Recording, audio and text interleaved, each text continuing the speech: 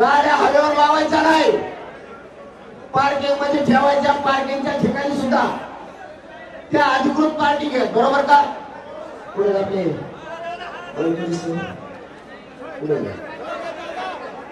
अधिकृत आहेत ना, अधिकृत पार्किंग आहे. त्याच्यामुळे तुम्हाला काही ताण यायची गरज नाही. तिथं पोलीस बांधव सुद्धा गाड्याचं रक्षण करतील. मुंबईकराला त्रास झाला नाही पाहिजे, जबाबदारी आपली. महाराष्ट्रातून येणाऱ्या बांधवांनी रेल्वेला जरी आले 5 मिनिटाच्या अंतरावर आझाद मैदान, आणि तुम्ही जरी तुमची पार्किंग इथं जवळ पुढे असेल 5-5 किलोमीटरवर, 10-20 किलोमीटरवर नाही झालं तर 30 किलोमीटर बस का 20 किलोमीटर 2 किलोमीटर फक्त. अरे बाबा साहेबांनी कसं लांब करतो, जाऊ दे बरं. वाशी हा अरे वाशी झोपायला येतं सकाळी, आहो जमान ना काही जण वाशी झोपा सकाळी रेल्वे खाल्लं. फक्त त्रास मुंबईकरांना द्यायचा कोणी नाही. मला आता मी उपोषण सुरू झाले का आला, मला बोलणं सुद्धा चालत नाही, पण ही शब्द जरा हितात होता समाजाची. या समाजाला आडमुठं समजू नये.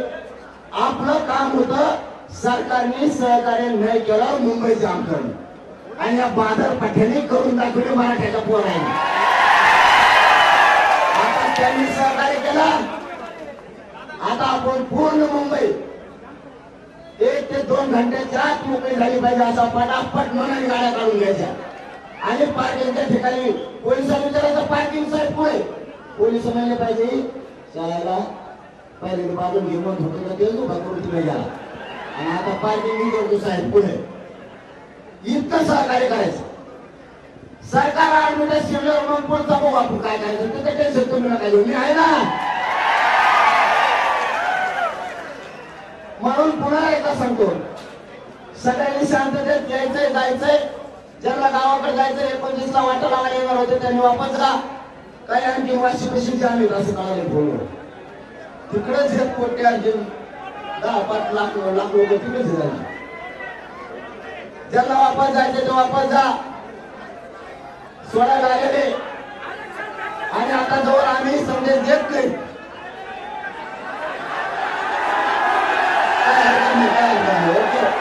काय हरकत नाही, मान्य केलं तुमचं ओके. आता फक्त तुम्ही मी सांगितलेलं मान्य करायचंय. मी सांगा शब्दाच्या पुढे जायचं नाही, समाजात वाटलं होईल. गाड्या फक्त त्यांचा प्रॉब्लेम गाड्या आहे, बिनधास्त ग्राउंडवर लावून द्यायचं आणि खुशाल पसरायचं तिकडे. चलो आता मी उपोषणाला बसतो. सरकारला एक शेवटची विनंती करतो, मायबाप सरकार आणि मुख्यमंत्री साहेब आमची आतापर्यंत सहकार्य केलं तसं आमच्या मरण उपोषणाची बेमुदत कायमस्वरूपी आम्हाला करून द्या. एक आम्ही तुम्हाला सहकार्य करायला तयार नसता मंगळवारपासून आणखी करोडो मराठी इकडे येणार. 2 आमच्या सगळ्या मागण्यांची अंमलबजावणी करा ही तुम्हाला विनंती आहे. इथं करोडो लोक घेऊन आलो म्हणजे माझाच बोलत नाहीये.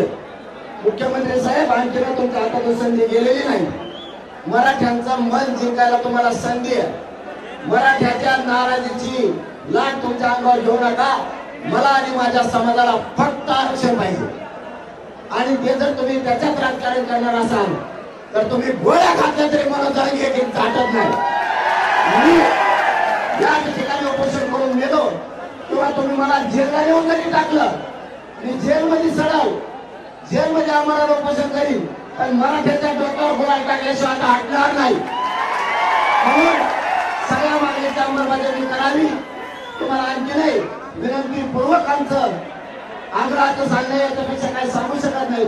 आणि पोरांना पुन्हा एकदा सांगतो, एकाही पोलिसाचा आता फोन आला नाही पाहिजे, कारण मला फोनवर बोलता येत नाही. मी आता उपोषणाला बसणार तर ते खराब होणार. म्हणून आज समाज चिंतेत आहे उपोषणाला बसल्यामुळे. महाराष्ट्रातला सगळे महाराष्ट्रात मराठीचे लाखो साळी उपोषणाला बसल्यामुळे. म्हणून तुम्ही सगळेजण काळजी घ्या. सगळ्यांनी आता पहिल्या गाड्या लावा देऊ आपण आपल्या ठेप्याला. 2 घंट्यात पूर्ण मुंबई जाम झालेली मोकळी झाली पाहिजे, लक्षात ठेवा. आणि पुन्हा येऊन बसायचं तर बसा. पण आता मात्र तुम्ही सगळेजण आपण आपल्या गाड्या पायला काढून ते सांगतात ठिकाणी येऊन लावा. तिथून आपण एसट्याने येऊ, नाही तर रेल्वेने येऊ. धन्यवाद. जय शिवराय. उपोषण सुरू झालं.